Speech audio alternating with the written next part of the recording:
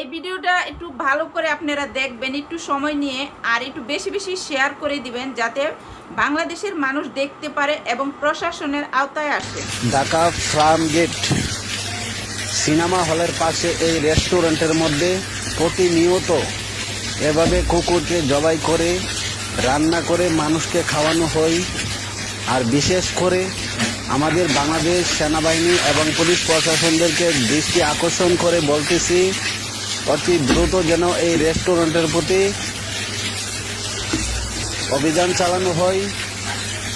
আমি জানি না আমার চাকরি থাকবে কিনা, তারপরও আমি এই ভিডিওটা আপলোড দিয়ে যাব, কারণ আমি চাই না আরও মানুষ যেন এগুলা খেয়ে যেন কোনো সমস্যা না হয়।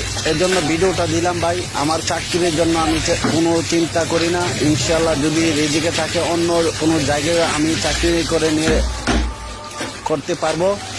সবাই ভিডিওটা বেশি বেশি শেয়ার করে দিবেন। আমি আবারও বলেছি, ঢাকা ফার্ম গেট সিনেমা হলের পাশে রেস্টুরেন্টের মধ্যে অভিযান চালানোর জন্য বাংলাদেশ পুলিশ প্রশাসন এবং সেনাবাহিনীদেরকে দৃষ্টি আকর্ষণ করে বলতেছি, ভাই আমার কোনো চাকরি দরকার নাই। আমার এই ভিডিওটা যেন সবাই দেখতে পাই, সবাই একটু শেয়ার করে দিবেন।